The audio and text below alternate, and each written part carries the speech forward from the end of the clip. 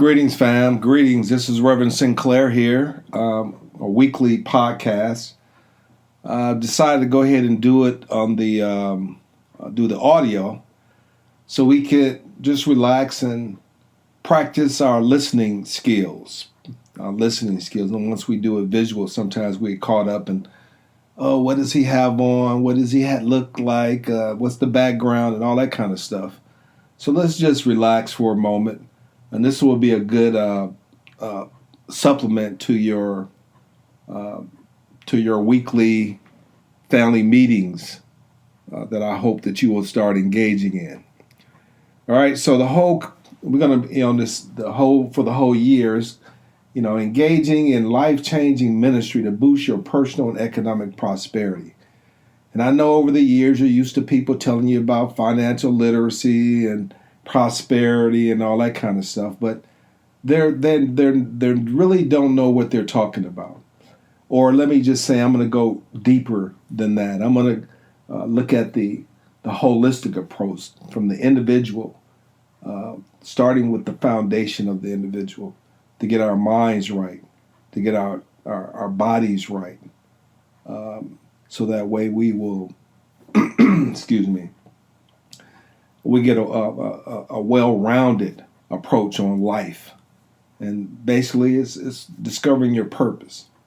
So what we're going to talk about today is, let's discuss the why and how of finding your purpose in order to help your family and friends to prosper. And starting with you first. We're going to work on ourselves.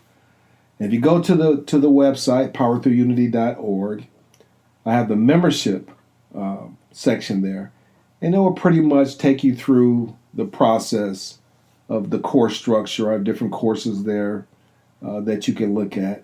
Just take your time. Just take your time. Relax. All right?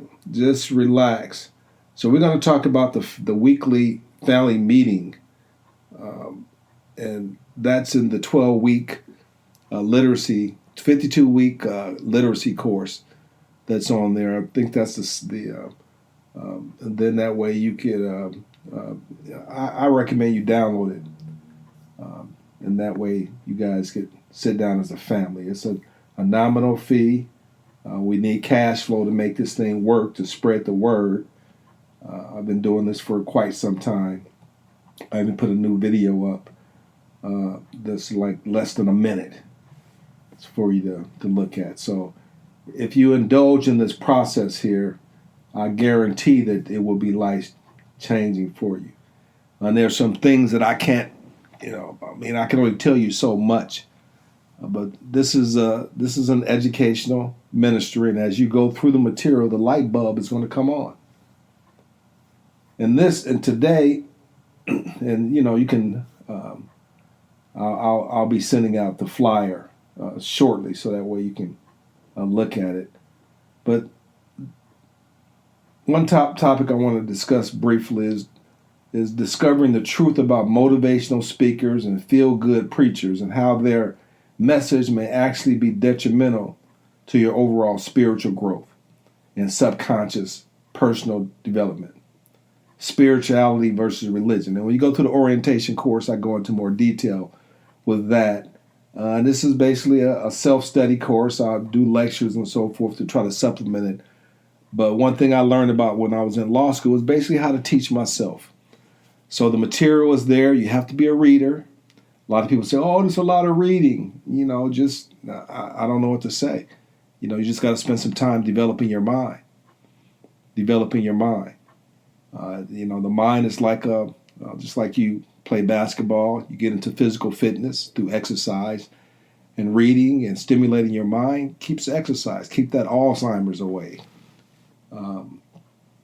But first of all, I want to work on our young people.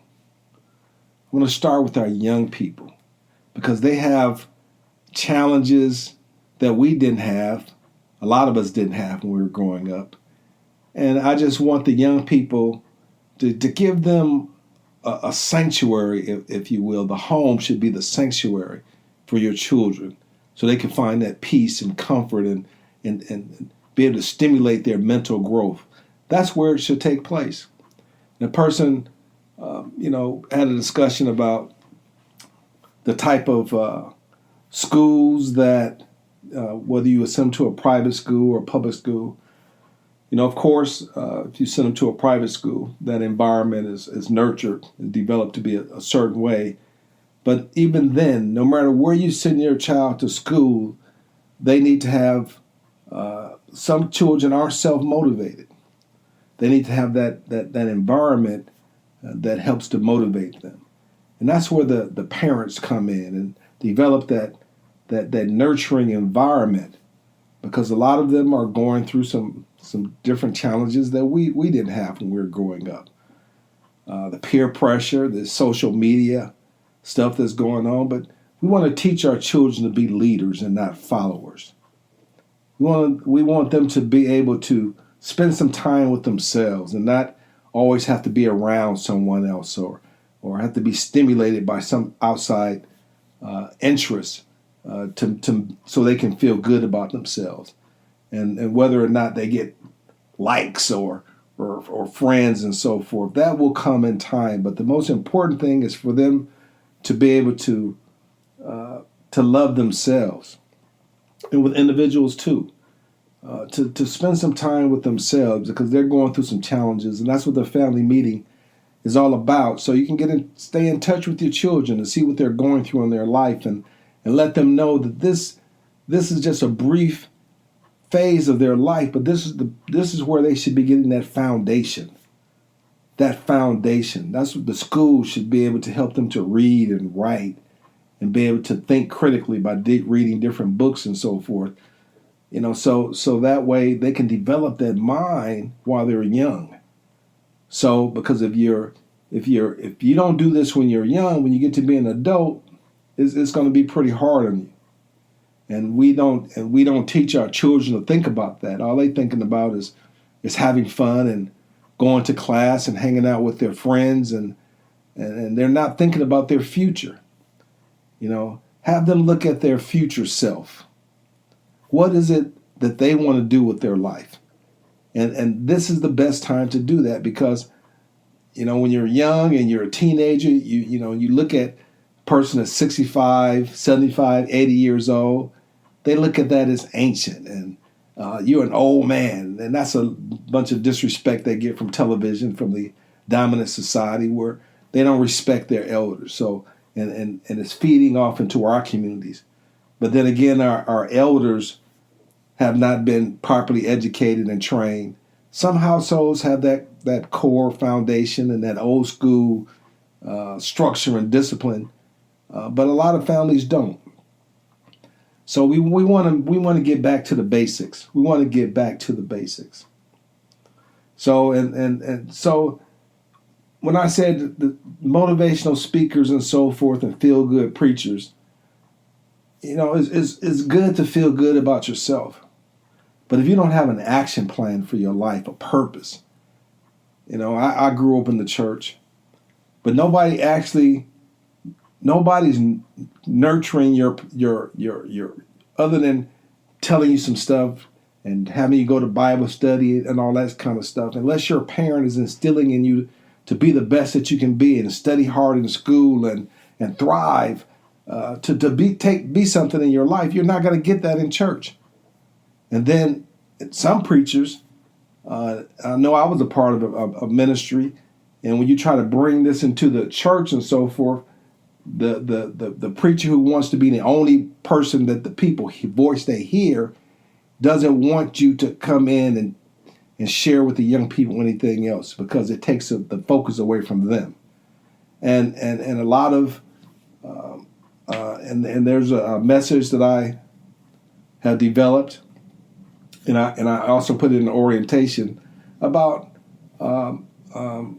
talking about idol worship, idol worshipers. So that I put that in the orientation. So this is some good stuff. Take the time and go through it and supplement it with use that material to supplement your weekly studies. But when people, just like I used to have a job and they would give you these awards. Oh, you did a great job. And then a month later, all these people that got these awards, and so they were being laid off. So I'm saying, give me, don't tell me nothing good about myself. Just give me the money, right? So the thing about it is that people telling you and make you feel good about yourself, that's all well and good. But the bottom line is the action. What action are you going to take place in your life? How are you going to make sure that you can sustain yourself when all the accolades and the data boys are not around? How are you positioned in your own life to take yourself to another level? Because I know I've gone through so many roadblocks in life. People trying to stop you, racism is I guess is a lot easier now, but I removed myself from that environment so I wanted to work for myself. That's why I went to law school. So I wanted to have my own. I didn't want to deal with, all these different dynamics of individuals who, whatever personal agendas and personal problems that they have, because they have a higher ranking in the business than I did, I have to deal with that. And even in the military, the reason I got out is like, wait a minute, I can't be taking orders from this guy. He doesn't have a clue himself. So this is about personal growth and development, then being able to work with other people. So when you're working around people who all they've been groomed to do is work for somebody else, and they think an entrepreneur person is a celebrity. It's like something that's out of space or something. We want all our children to have that wealth mindset, to be trained as a young person how to compete economically. But first, it starts with the growth and development. And parents, just because you don't understand, don't get in the way of your children from understanding. I've talked to parents and saying, well, I was never good in math or English, so I don't expect them to be good in math. That's nonsense. That is the most ridiculous thing there is. So quit hindering them. And just because you don't believe in certain things and you're failing to evolve, because they're getting a different perspective when they go on social media, they look at on YouTube and in school. They're getting all this stuff from peer pressure. So you have to evolve as well. And that's why I've called this a university in your home program, because we have to get the household has to evolve in our thought process. I'm not trying to change you. I'm just trying to enlighten you so we can come together and learn to work together instead of individuals running around with their head cut off. We complain about society, we complain about the politicians, we complain about this and that. But what about us? What are we doing to contribute to this situation in our lives and our communities? Communities where crime rate is so high, relationships fall apart basically from poor financial condition. Let's work with that. This is something that we can do, and I'm telling you, we can change the landscape of this whole situation. It's not that difficult. I've been through the whole system. I've been a minister for a number of years. Worked in corporate finance and had my own financial planning and tax business. Been an attorney for a couple of decades. So I've been there. I've been through the system. I understand what people are up against. But all of this can be dealt with and changed. All it starts with is taking your mindset and having you look at life from a different perspective. Because we've been trained to be workers and servants of other people's needs, and instead of being able to build and create as God intended us for us to do. All right? So let's talk about, feel good, motivation, that's all well and good, but when you walk out that door, where's the implementation strategy? And I just did a short 1-minute video. What was that? Keep hope alive. I remember when I was growing up, keep hope alive. Reverend, keep hope alive. That's these slogans and Black Power and we're talking about all the accomplishments that we used to have made, our ancestors made. What about today? Hope is not an economic strategy. It's not an action plan. And all these empty slogans and so forth. We know what the problem is.